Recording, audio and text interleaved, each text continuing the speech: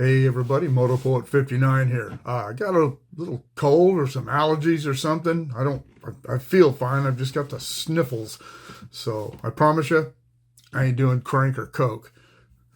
But anyway, reason I'm making this is following all of the hoopla today over last night's State of the Union address.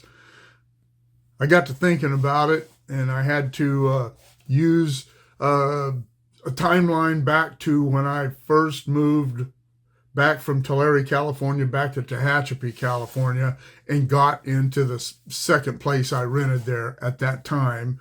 And that would have been at the beginning. I moved in at the end of '84. So the next State of the Union would have been in the beginning of '85. So that 1985 was the last time that I watched a State of the Union address. And I loved Ronald Reagan.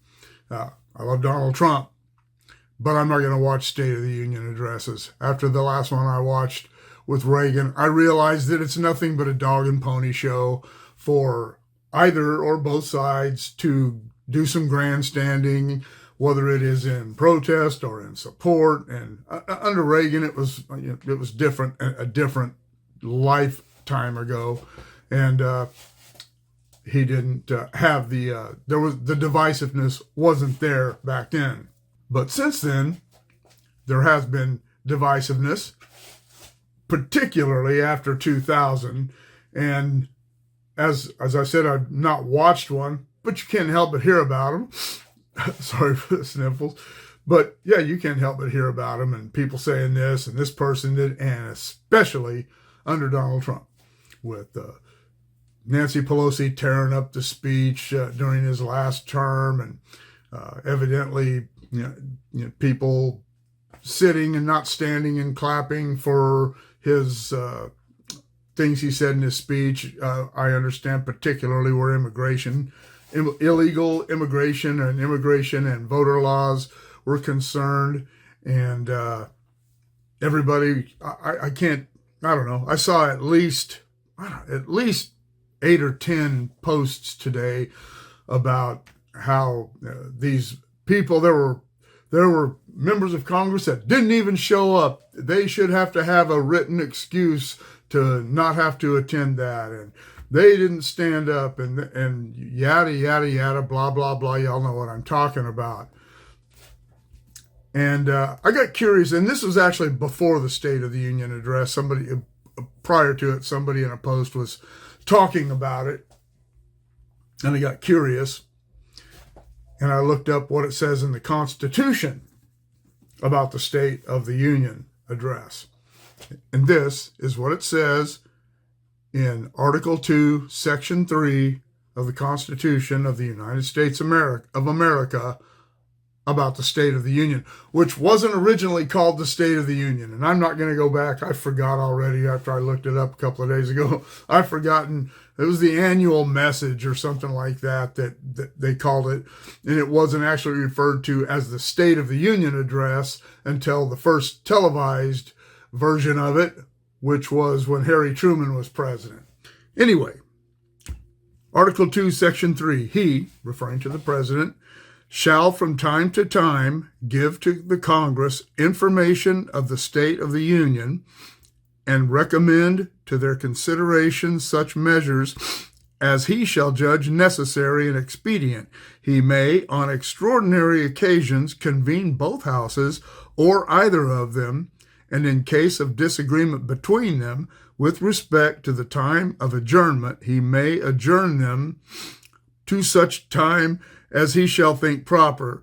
He shall receive ambassadors and other public ministers. He shall take care that the laws be faithfully executed, and that the commission of all office, and shall commission all the officers of the United States. So that last one really doesn't have a whole lot to do with the State of the Union itself. But what it doesn't say is that anyone is required to attend. If you're a member of Congress and you don't want to go, you don't have to go. You don't need an excuse. You don't need to write anything or submit anything to anyone. If you don't want to go, don't go. And that doesn't matter if you support the president or not. Some people, maybe they just don't like speeches. There's nothing in there that says you have to do whatever everybody else is doing.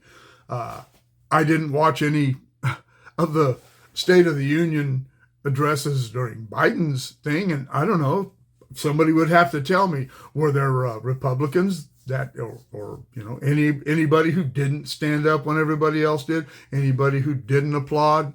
I don't know if that is proper decorum. There's nothing in the Constitution about how you should behave or how you should dress or anything. I would say that Nancy Pelosi's tearing the speech up is completely and totally disrespectful. But I guess if you are opposed to the policies and the of a particular president, one of the human characteristics I really despise is fake, is people just pretending that they care about something, pretending that they like someone, pretending that they're okay with something they're not okay with. I don't like that. That is, in my opinion, that is nothing more than a lie. Maybe not spoken, but it's still a lie. So yeah, if you don't support somebody, if I was a member of Congress, I don't know that I would have stood up and clapped for anything that Joe Biden said. It probably just wouldn't have went. And the way I look at it, and what I've said to a few of these people, is I wish the Trump derangement syndrome liberals would just stay home, so we didn't have to put up with them. We didn't have to look at them. People didn't have anything to complain about. They could just say, hey, that was a pretty good speech. Doesn't bother me a bit. And something else that it doesn't say is required is that it even has to be a speech. When the Constitution was written, the suggestion historically, and it doesn't say it in here, but historically the suggestion was that it was going to be something that was written by the president, copies submitted to members of Congress, and they could distribute it to their people, to their electorate as they saw fit. Maybe people would go to their office and request a copy of it. People probably still do that today. But George Washington and John Adams both gave State of the Union speeches, and then not another president did it again until Woodrow Wilson. So a whole bunch of presidents just chose not to do it, and I don't blame them. It's like I said, as far as I'm concerned anymore, especially since, in the age of television and whatnot, streaming, it's just a dog and pony show. It's grandstanding for both sides. I remember one of the things that was going on when George W. Bush was going to invade Iraq, and all the Democrats voted against it, and it was going to happen anyway. So they had a deal. It was televised. I remember seeing this. Maybe it was just news clips. I can't remember. It was a long time ago. But the Democrats went crazy because they wanted another vote so they could get on the right side of history. And then, so they did that. A bunch of Democrats voted for it, and then later on acted like they didn't vote for it, or they were coerced into it or something. And it's all just grandstanding. People in politics want to be seen to be doing the things they believe that their constituents elected them to do. And I think that today a lot of the elected Democrat representatives are not doing things that their constituents elected them to do. But I'm not a liberal, so I can't say if that bothers them or not. Maybe it does, maybe it doesn't. Does it bother you? Do you think that members of Congress should be required to show up, or do you think it's okay if they just sit it out? I don't care. I don't care either way. I would just as soon see people who are going to just be disrespectful and hateful. I'd just soon see them stay home on both sides. Have some hot dogs and a glass of beer or something. Watch it all go down and say, man, I'm sure glad I didn't fight that traffic to go to that. I don't know. What do you think? Let me know in the comments below. All right. We'll see y'all later.